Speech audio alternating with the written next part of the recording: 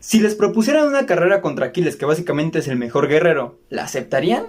O, en dado caso, ¿qué pedirían para que pudieran acceder a la carrera? Bueno, pues a una tortuga se lo ofrecieron, y esta tortuga aceptó con una condición, que cuando ella estuviera a la mitad, fuera cuando Aquiles podría empezar a avanzar. Y esta es la paradoja de Zenón. Vamos a verla. Zenón de Elea básicamente era un filósofo griego que se la pasaba buscando cosas que tengan que ver con infinitos, llamadas paradojas. Paradojas que en nuestro término significaría algo que no tendría un sentido, algo que pareciera que no tiene respuesta, o que no debería de ser posible tener esa lógica.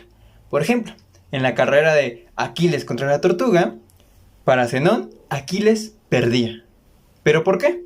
Lo que Zenón planteaba era de que si la tortuga iniciaba a la mitad y Aquiles al principio, Aquiles cuando empezara a avanzar tendría que avanzar primero la mitad de lo que había hecho la tortuga, es decir, un cuarto.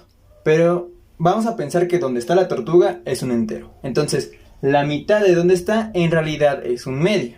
Después de eso tendría que avanzar la mitad de lo que ya había avanzado la tortuga, eso es un cuarto. Y la mitad de la mitad de la mitad sería un octavo. Y la mitad de un octavo, un 16avo, y así sucesivamente.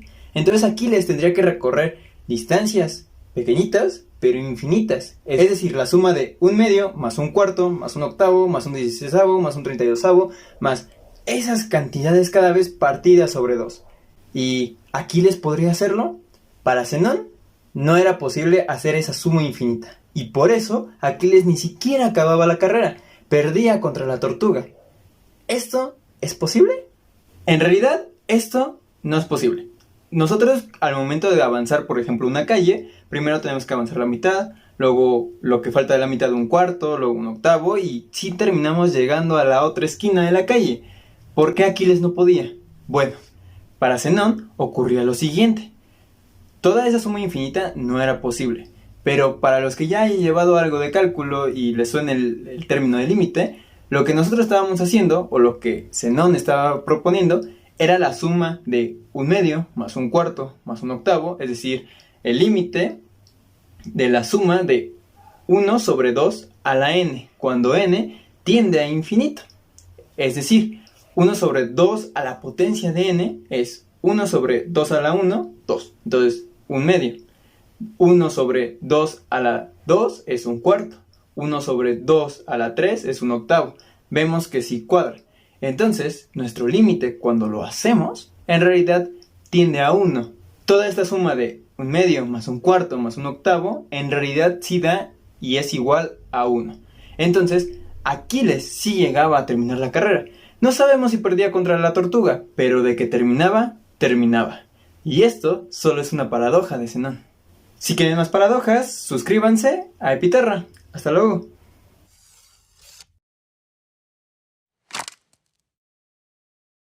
Entre las diversas paradojas que existen, hay una que se llama la paradoja del mentiroso. Y esta es también conocida como la paradoja de la carta de presentación o la tarjeta. De hecho, se le conoce así porque a Russell se la presentaron de esa forma. Le dieron una tarjeta de presentación donde decía de un lado, el otro lado dice una mentira. Y cuando le dio la vuelta, decía, el otro lado dice una verdad. Y Russell se quedó pensando. Si ustedes hubieran tenido esa carta, ¿qué hubieran pensado? De hecho, ¿sabrían ver si la carta tiene sentido o la tarjeta? Por ejemplo, de un lado dice que el otro no dice la verdad.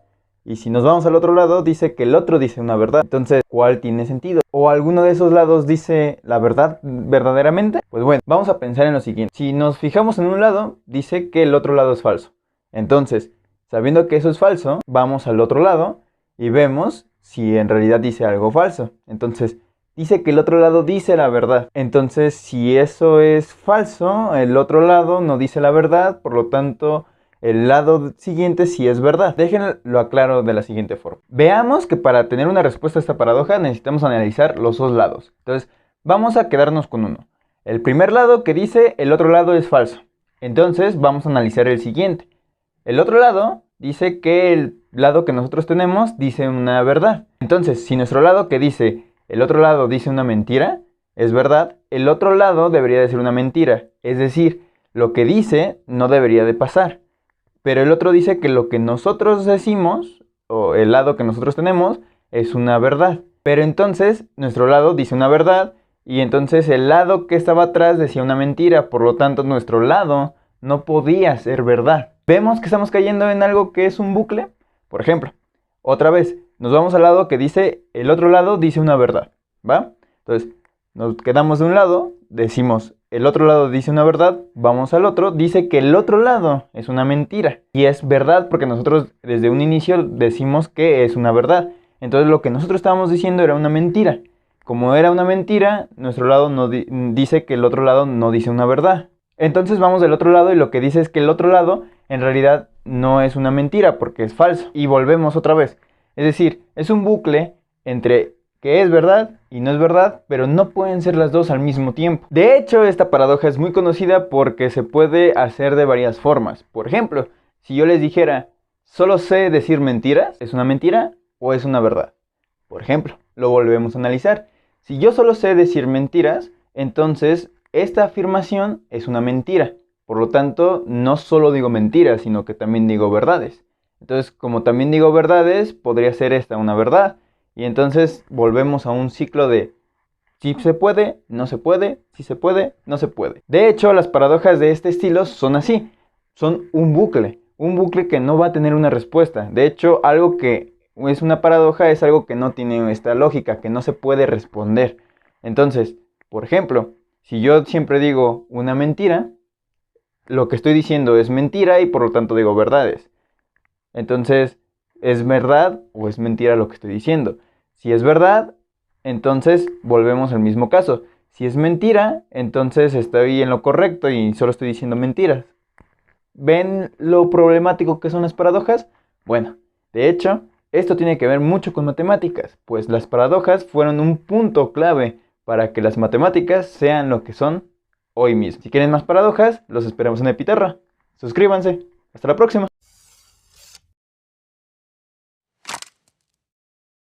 Casi siempre nos encontramos con paradojas que tienen que ver con viajes en el tiempo, o matemáticas, o más o menos como extrañas, pero ¿qué pasaría si les dijera que existe una que tiene que ver con solo el lenguaje?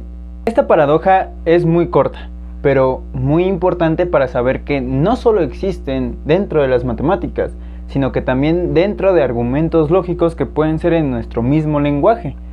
Por ejemplo, pensemos que el 1 se escribe con solo una palabra. 1 es igual a 1, así, en número y letra. El 2 también solo necesita una palabra. El 10 también. Si nosotros seguimos así como 552, necesita cada vez más palabras. Y eso quiere decir que en algún momento va a llegar un número tan grande que no se pueda describir con menos de 100 palabras. Pero, entonces, ¿dónde está la paradoja? La paradoja está en que si ese número existe, no se puede escribir con menos de 100 palabras. Pero ¿qué pasa si lo podemos escribir con menos? Entonces ya no sería el primero, que no se puede escribir con 100 palabras. Y el siguiente tampoco se podría escribir con menos de 100 palabras, pero también lo podremos encontrar. Vamos a ver cómo se hace. Tenemos un número, el que sea, que no se puede escribir con menos de 100 palabras, ¿va? Entonces a ese número, en lugar de describirlo o escribirlo con 100 palabras o más, lo ponemos solo como el primer número que no se puede escribir con menos de 100 palabras.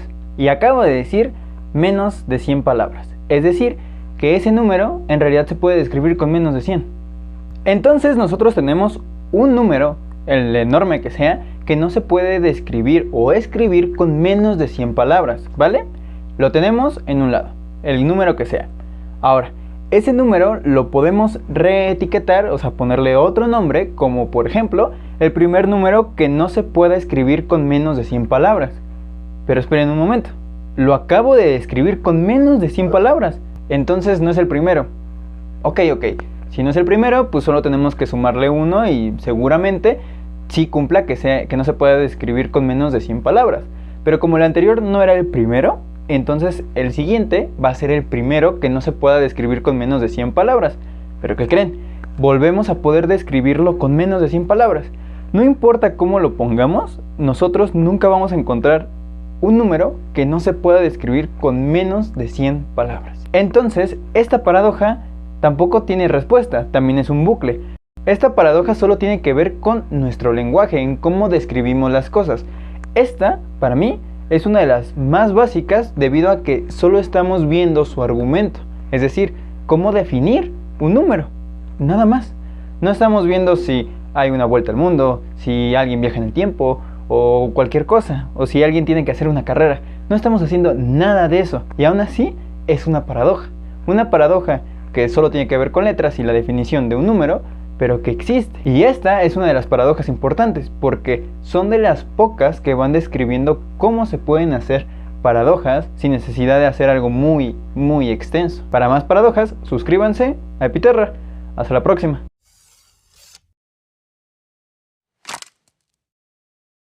Imaginen que están en un concurso y en ese concurso tienen 3 puertas, 3 cortinas o 3 cajas de las cuales elegir un premio, pero es totalmente al azar.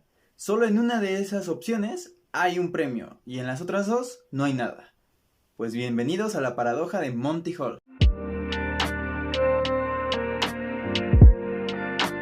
Steve Selvin, en 1975, un matemático, generó este problema y es cómo elegir una de las 3 opciones y siempre ganar o tener mejor probabilidad de ganar. En 1975 se propuso este problema y se dio a conocer, pero en 1990 fue cuando se popularizó. Marilyn Bos-Savant fue el que lo popularizó básicamente, pero en realidad fue porque se inició en un concurso que su presentador era Monty Hall. Por eso, esta paradoja tiene el nombre de la paradoja de Monty Hall o el problema de Monty Hall. ¿Pero qué tiene que ver un premio con una paradoja? Bueno, para entenderlo, vamos a jugar ustedes y yo. Vamos a tener 3 cajas.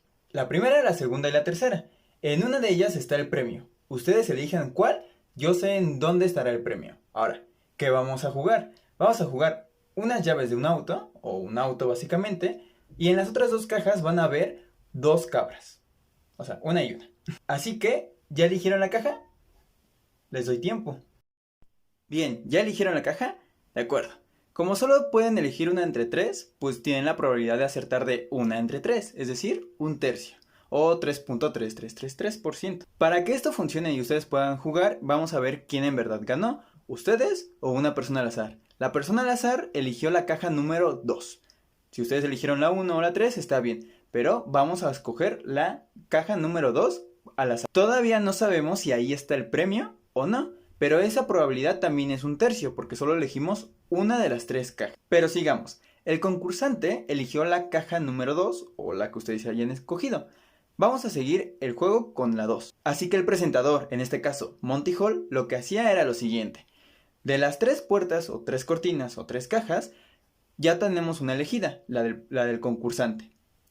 Vamos a quitar una que no tenga ningún premio. En este caso, la caja que no tenía nada y que el presentador Monty Hall quitaba, podría ser la número 3. Por ejemplo, en nuestro caso, también vamos a quitar la 3 que tiene, en efecto, una cabra. Ahí no hay ningún auto, así que no hay problema con que haya destapado la caja número 3. Pero entonces, ¿qué pasa? Si ustedes escogieron la caja número 1, entonces todavía tienen la probabilidad de ganar. En este punto yo les preguntaría, ¿mantendrían su apuesta? ¿Mantendrían la opción número 1? O, si en dado caso eligieron la 2, ¿mantendrían la 2 o la cambiarían? En este caso, nosotros vamos a proponerles cambiar o no. Tómense su tiempo, piensen, ¿cambiarían o se quedarían con su opción si eligieron la 1 o la 2? Pues la paradoja viene de la elección y también nuestra intuición que no nos proporciona las herramientas necesarias. De hecho, vamos a pensarlo de este modo. Si tenemos 3 opciones y elegimos una, tenemos un tercio, o sea, 33.3% de probabilidad de acertar a la primera. Y por el contrario, 2 tercios que en las otras cajas no estuviera nada. Es decir, tenemos una caja con un tercio y las otras 2 juntas forman 2 tercios. Perfecto hasta aquí. Pero, ¿qué pasa si nosotros lo que hacemos es que después de que el presentador quitara una caja, en este caso la 3, ¿qué sucede con las probabilidades? ¿Cambian? O sea que la intuición dice que como ya solo tenemos 2 cajas, sería como si tuviéramos un volado, 50-50, cara o cruz, la primera o la segunda. Aquí viene lo que no es intuitivo, y es la probabilidad en realidad no es 50-50, cambia, y cambia para mal de nosotros si elegimos una. De hecho, lo que pasa es lo siguiente, teníamos la probabilidad de un tercio de que sí estuviera en la primera y 2 tercios en el que no estuvieran las demás, ¿va? Ok, cuando quitamos una, que el presentador quita, ella se vuelve 0. Y entonces nosotros nos quedamos con nuestra opción y con la otra, que en realidad también tiene 2 tercios, porque lo que está pasando es que si nosotros elegimos la 1, sigue teniendo 1 tercio. Y si nosotros agarramos la parte que tiene 2 tercios, que serían las 2 cajas y una la descubrimos, entonces la caja que queda sigue teniendo 2 tercios, no disminuye. Así que si nosotros elegimos la 1 y decidimos cambiar, tenemos la probabilidad mayor de haber ganado, porque en realidad tiene 67.7% de que ahí estuviera el premio. Para dejarlo más claro, solo hay 3 opciones: que esté en la primera caja y que en las otras 2 no, que esté en la segunda caja y que en las otras 2 no, y que esté en la tercera caja y en las otras 2 no. Solo en una ganaste, y en las otras 2, si cambiabas, ganabas. La paradoja viene contra nuestra intuición, y es que, de nuevo, si nosotros elegimos una caja, solo tiene 33.3% de haber acertado a la primera. Ahora, si nosotros elegimos otra caja, sigue siendo lo mismo, 1 tercio, y si elegimos la otra caja, sigue siendo lo mismo, 1 tercio.